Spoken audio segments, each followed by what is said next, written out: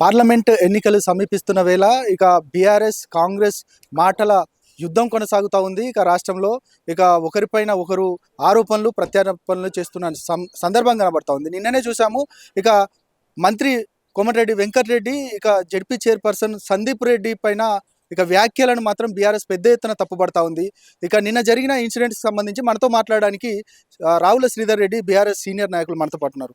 Sir చెప్పండి, నిన్న జరిగిన సంఘటనకు సంబంధించి మీరు ఏం చెప్తారు?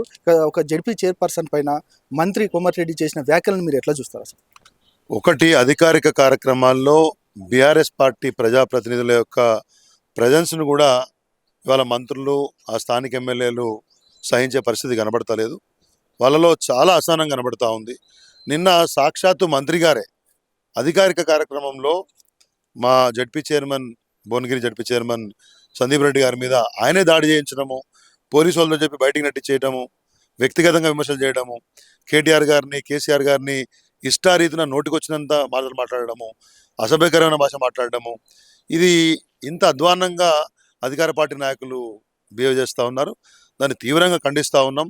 ఖచ్చితంగా ఈ రకమైనటువంటి ప్రవర్తనను సభ్య సమాజం కూడా హర్షించదు, ప్రజలు కూడా గమనిస్తున్నారు.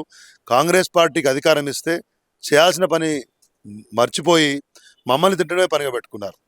మంత్రులే ఈ రకంగా ప్రవర్తిస్తే మరి మిగతా సమాజం ఎట్లా ఆలోచిస్తుందనే విషయాన్ని వాళ్ళు గమనించాల్సిన అవసరం ఖచ్చితంగా ఉంది. సార్ అంటే వాళ్ళు ప్రధానంగా ఒక విమర్శ చేస్తూ ఉన్నారు. కేటీఆర్ సీఎంను పట్టుకొని కాలి గోటికి సమానం కాదు అంటూ కూడా, కేసీఆర్ కాలి గోటికి సమానం కాదంటూ కూడా ఆ వ్యాఖ్యలు మేము తప్పుపడతా ఉన్నాం.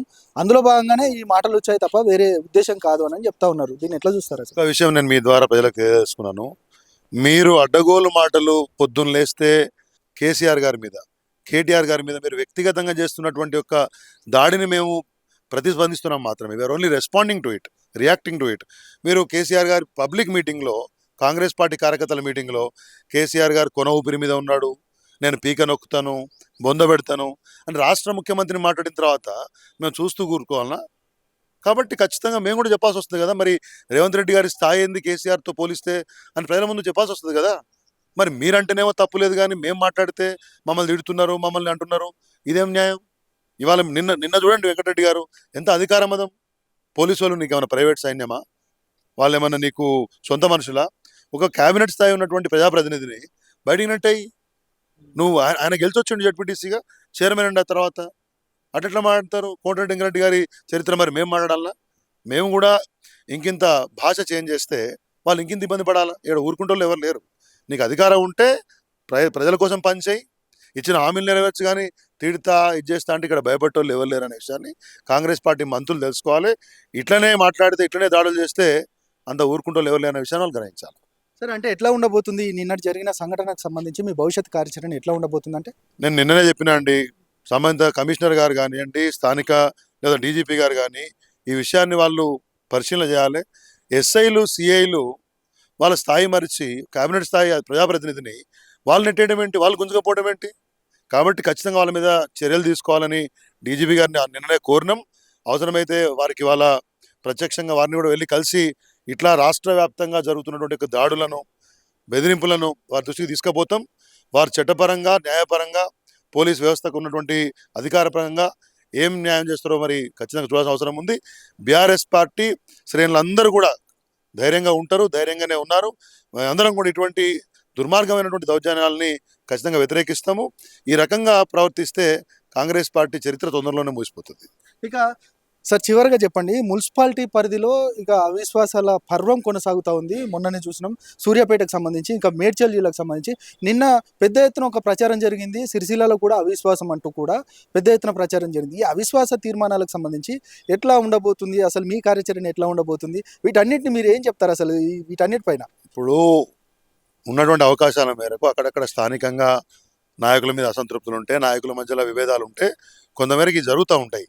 అదేదో మొత్తం ఏదో అయిపోతున్నట్టు కాదు. ఉన్న 100కు పై ఉన్నాయి మున్సిపాలిటీలు, వాటిల్లో కొన్ని అవుతుండొచ్చు. అక్కడక్కడ కొన్ని చోట్ల ఆడ ఉన్న పరిస్థితి కంటే ఎక్కువ కాంగ్రెస్ పార్టీ ప్రచారం చేస్తూ ఉంది. కొన్ని చోట్ల కాంగ్రెస్ పార్టీ నాయకులు పనిగట్టుకొని ఈ యొక్క కార్యక్రమాలు తీసుకొస్తున్నారు. ఇవన్నీ ఏం చేసినా కానీ ఒకటండి, ప్రజలు ఇవాళ కాంగ్రెస్ పార్టీకి అధికారం ఇచ్చిండ్రు. వాళ్ళు చేయాల్సినటువంటి పనులు చాలా ఉన్నాయి, ఇచ్చిన హామీలు ఉన్నాయి. వాటి మీద దృష్టి సారిస్తే మంచిది. దాన్ని వదిలిపెట్టి బీఆర్ఎస్ పార్టీని ముక్కలు చేస్తాం, బొంద పెడతాం, ఇంకేదో మాడుతూ ఉన్నారు. దాంట్లో కొన్ని అవిశ్వాసాలు ఎంకరేజ్ చేయడం లాంటివి చేస్తూ ఉన్నారు. మీరు ఏం చేసినా ప్రజాక్షేత్రంలో ఇవన్నీ ప్రజలు గమనిస్తూ ఉన్నారు.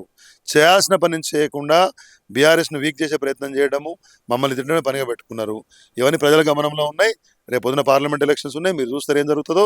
ఇప్పటికే ప్రజల్లో నేనేమంటే మేము అనుకుందోటి జరుగుతుందోటి అనే ఒక భావన మాత్రం బయలుదేరిందనేటువంటి ఒక పరిస్థితి కనబడతా ఉంది. రాబోయే రోజులలో ఇటువంటి వ్యవహారాల మీద బీఆర్ఎస్ పార్టీ ప్రతిక్షణం ప్రతిస్పందిస్తుంది. ఇటువంటి దాడులను ఎదుర్కొంటాం, ప్రజల వైపున పోరాడతాం. ఇవాళకి రైతు బంధు రాలేదు, ఇవాళకి అనేక కార్యక్రమాలు ఇంకా మొదలు కాలేదు, ఇవాళకి మిగతా హామీలకు సంబంధించి ఎక్కడ గైడ్లైన్స్ స్టార్ట్ కాలేదు. కాబట్టి వీటన్నిటి మీద మేము కామ్గానైతే కూర్చునే ప్రసక్తి ఉండదు.